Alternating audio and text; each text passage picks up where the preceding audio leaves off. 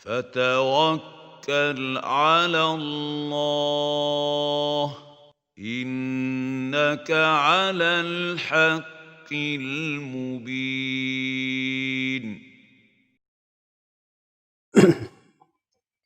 Bismillahirrahmanirrahim. Alhamdulillahirabbil alamin.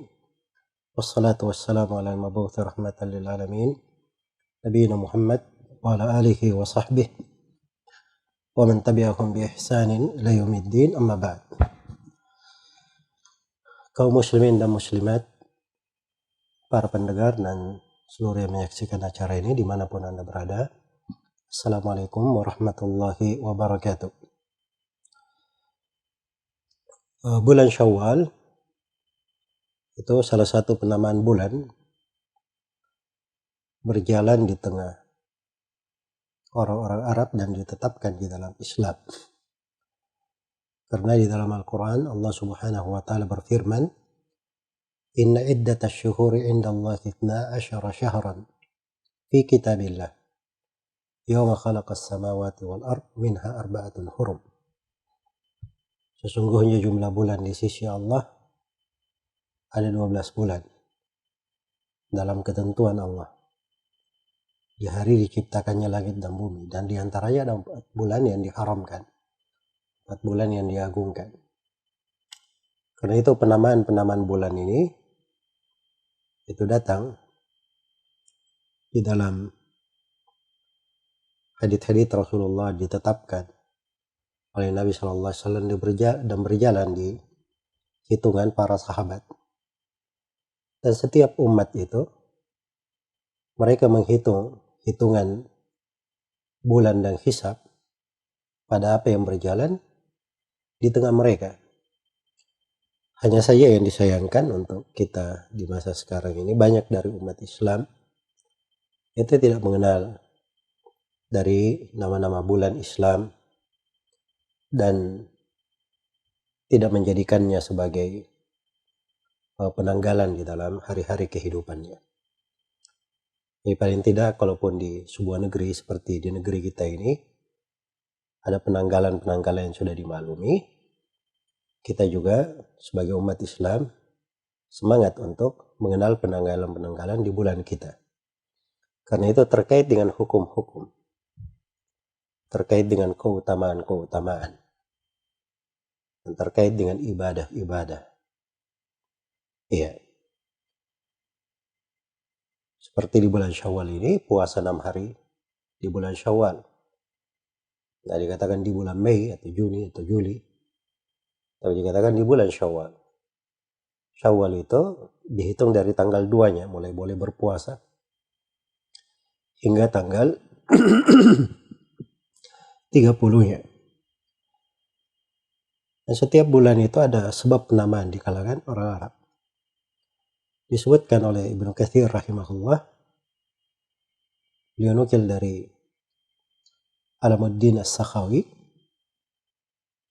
dari sebuah juz' pembahasan beliau yang berjudul Al-Mashhur fi Asma'il Ayyami Wasyuhur, bermula dari bulan Muharram hingga ke Dzulhijjah. Beliau terangkan satu persatu makna dari nama-nama bulan itu dan bagaimana cara, dan sebagiannya beliau ingatkan tentang bacaannya. Seperti kita Jumada, ini banyak yang keliru membacanya Jumadi, yang dibaca Jumada. Bisa dibaca al-ula, bisa dibaca al-akhirah. Iya, al-thaniyah atau al-akhir. Jumada al-ula atau al-awwal, al-thaniyah atau al-akhirah. Adapun bulan Syawal itu disebutkan 2 sebab oleh para ulama. Sebab yang pertama dikatakan Syawal itu dari kata syaul, sesuatu yang sudah diangkat, sudah diambil. Karena ada yang mengatakan biasanya di bulan itu hasil panen itu sudah kering, maka sudah siap untuk diangkat. Maksudnya di situ waktunya. Karena memang di bulan Ramadan umumnya di kalangan orang Arab, Ramadan itu musim panas. Iya. Dan ada yang mengatakan bahwa dikatakan Syawal itu dari sudut unta-unta biasanya, unta-unta betina dijauhkan dari unta jantannya. Dan makanya ketika diambil, diangkat dari unta jantan, dipisahkan, nah itulah disebut Syawl. Disebut Syawal. Iya. Dan di bulan Syawal ini sudah kita terangkan pada pertemuan yang telah lalu hukum-hukum yang terkait dengannya. Dan di antara makna besar yang merupakan ciri umat Islam adalah mengenal penanggalan-penanggalan dan mengenal bulan-bulan di tengah umat Islam. Iya. Sebab itu sebagaimana yang saya terangkan tadi, memiliki keterkaitan dalam hukum-hukum, keutamaan, dan berbagai hal. Jadi kalau misalnya seorang ingin berpuasa Ayyamul Bid, jadi harus tahu tanggal di bulan Islam.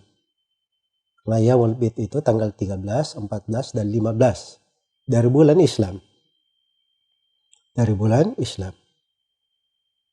Maka dengan mengetahui penanggalan itu membantu seseorang untuk meringankannya atau memastikan sejumlah dari ibadah yang dia kerjakan. Kemudian di antara ini adab yang besar ya, karena umat Islam bersendirian dengan ciri mereka dan tidak mengikuti simbol dan ciri orang-orang kafir, itu adalah suatu dasar pokok di dalam agama. Nah itu di surah Al-Fatihah, ihdinas siratal mustaqim, ya Allah berilah kami petunjuk kepada jalan yang lurus.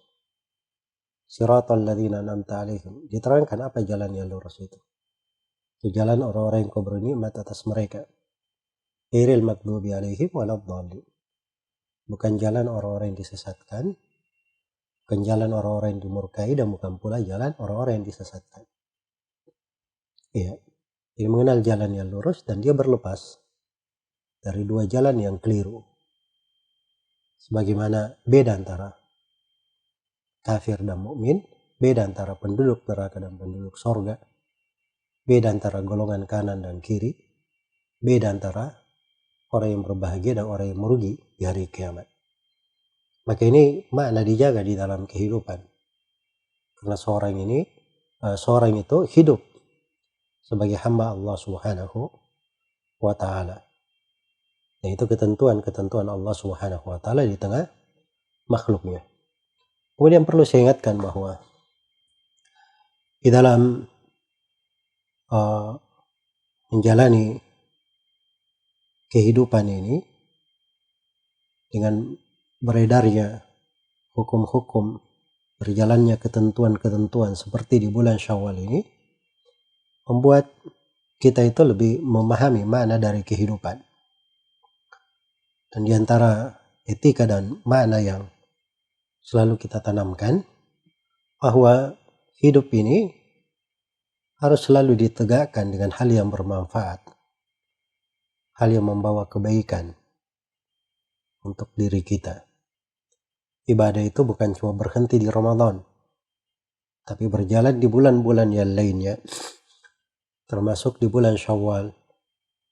Nah, kita masuk di bulan Dzulqa'dah, bulan Dzulhijjah, bulan Muharram, ada lagi ibadah-ibadah, ketentuan-ketentuan yang Allah Subhanahu wa ta'ala syariatkan. Dibuat hari-hari kehidupan ini bagaikan musim-musim yang membawa kebaikan, dan di dalam musim-musim tersebut terdapat kelembutan-kelembutan Allah, rahmat dan keutamaannya untuk hamba. Maka kita bersyukur kepada Allah Subhanahu wa ta'ala sebagai umat Islam diberi karunia dengan agama yang agung ini. Agama yang membuat kita bisa berbahagia di segala keadaan. Kemudian juga di antara etika dan adabnya di bulan Syawal, seorang itu ketika selesai dari bulan Ramadan, dia selalu membenahi dirinya, memperbaiki dirinya, agar supaya terjaga amalannya yang dikerjakan di bulan Ramadan. Dan penjagaan terhadap amalan tersebut itu dari sebab diterimanya suatu amalan di sisi Allah Subhanahu wa Ta'ala. Kemudian juga dari hikmah dan adab yang agung, kita berjalan sesuai dengan tuntunan dan aturan. Ramadan kita lewati semua aturan, tuntunan, adab, ahkam. Masuk di bulan Syawal juga seperti itu. Itulah kehidupan seorang muslim dan muslimah. Dia selalu terikat dengan ketentuan-ketentuan Allah dan Rasulnya. Dan keterikatan dengan ketentuan Allah dan Rasulnya itulah kebahagiaan sebenarnya. Itulah kebahagiaan. Betul, seorang itu terikat namanya dia budak Allah, hamba Allah. Dan menjadi hamba Allah itulah hakikat kemerdekaan di tengah manusia. Sebab dia tidak menjadi budak manusia siapapun, tapi dia adalah hamba Allah. Berbeda dengan orang-orang yang merasa dirinya bebas. Oh, saya sudah selesai Ramadan, sekarang sudah Syawal, saya sudah bebas, boleh melakukan apa saja. Iya, ini bukan kebebasan namanya, itu perbudakan juga, tapi kadang tidak dia sadari. Kalau dia bukan budak jiwanya, budak hawa nafsunya, maka dia adalah budak syaitan, diikuti perintah syaitan di situ. Karena itu di dunia ini perbudakan, suka maupun tidak suka, sadar maupun tidak sadar. Kalau bukan budak Allah, hamba Allah, berarti dia adalah hamba hawa nafsunya atau hamba syaitan. Iya. Orang yang berakal memilih hal yang terindah dalam kehidupannya. Kalau dia adalah hamba Allah, disitulah kemerdekaan yang hakiki untuknya. Ketenangan jiwa dan kebaikan untuk jiwa. Karena itu aturan-aturan syariat ini, hukum-hukum dan adab-adab, itu memang mengikat seorang hamba untuk memperbaiki kehidupannya, untuk membahagiakannya di dalam kehidupan. Iya. Kemudian juga dari etika dan adab adalah seorang ketika selesai Ramadan, dia masuk ke bulan Syawal, ada hari raya Idul Fitri, kemudian dia menyambung hubungan baiknya dengan manusia. Itu bentuk dari berbuat baik kepada orang-orang, terus berlanjut, ihsan. Tapi hakikat yang paling pokok untuk seorang hamba adalah dia menyambung hubungan yang baik kepada Allah Subhanahu wa Ta'ala. Hubungan yang baik kepada Allah itu bukan cuma bersambung di Ramadan saja. Tapi hubungan yang baik itu kepada Allah juga bersambung di bulan Syawal, di bulan Dzulqa'dah, di bulan Dzulhijjah, di bulan Muharram, di bulan Safar, di bulan Rabiul Awwal, Rabiul Tsani, Jumadal Ula, Jumadal Tsaniyah, bersambung di bulan Rajab, di bulan Syaban, masuk ke Ramadan lagi. Semuanya di seluruh bulan bersambung untuknya. Hubungan yang baik dengan Allah. Kalau baik hubungannya dengan Allah, maka akan baik hubungannya kepada seluruh makhluk. Allah Subhanahu wa Ta'ala telah menyatakan di dalam Al-Quran, Innal ladzina amanu wa amilus salihat sayaj'alu lakumur rahman wudda. Sungguhnya orang-orang yang beriman dan beramal salih, Allah Ar-Rahman akan menjadikan untuk mereka kecintaan.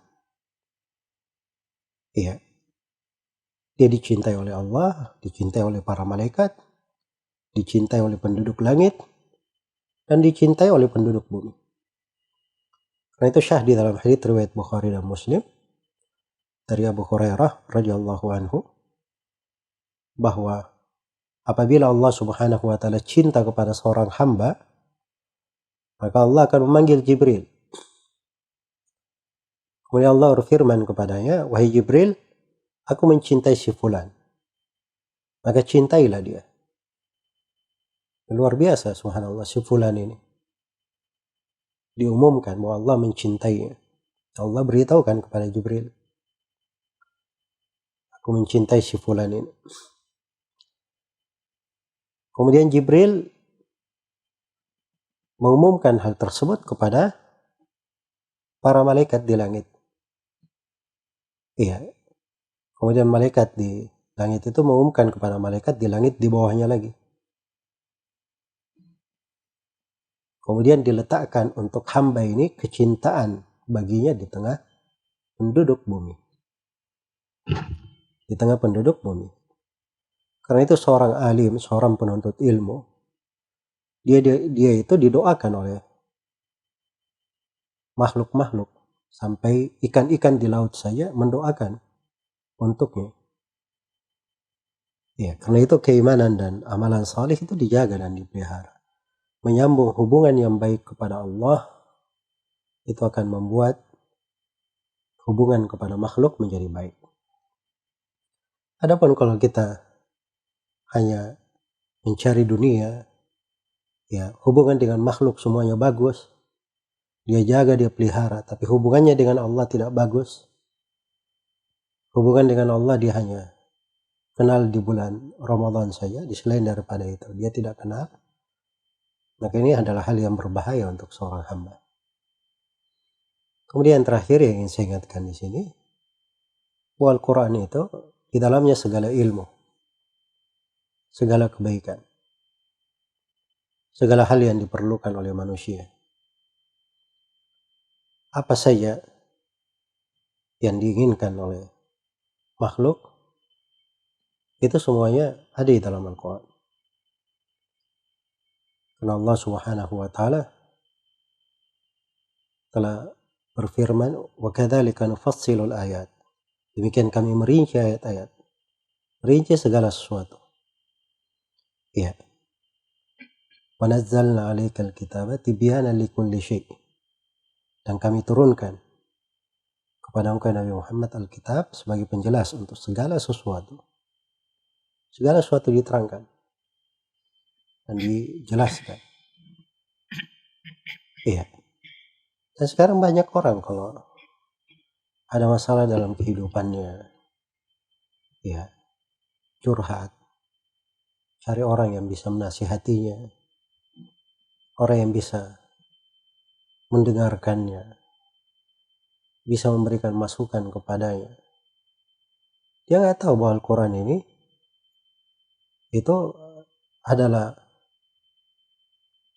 hal yang mengandung seluruh perkara yang dia perlukan. Nahnu naqussu 'alaika ahsanal qasas bima auhayna ilaika hadzal Qur'an. Kami telah mengisahkan kepada engkau Nabi Muhammad kisah-kisah yang paling indah dengan kami wahyukan Al-Quran ini kepada engkau. Iya. Di dalamnya ada penyejuk hati, pelipur lara. Di dalam Al-Quran ada panutan, ada kehidupan. Dan keajaibannya tidak ada habisnya. Karena itu selalu kita periksa, apalagi di bulan Syawal ini. Sudah berlalu beberapa hari dari Syawal. Bagaimana hubungan kita dengan Al-Quran? Ini dari mana-mana yang hendaknya dipelihara di dalam kehidupan. Semoga Allah Subhanahu wa Ta'ala beri taufik kepada semuanya. Wallahu ta'ala a'lam.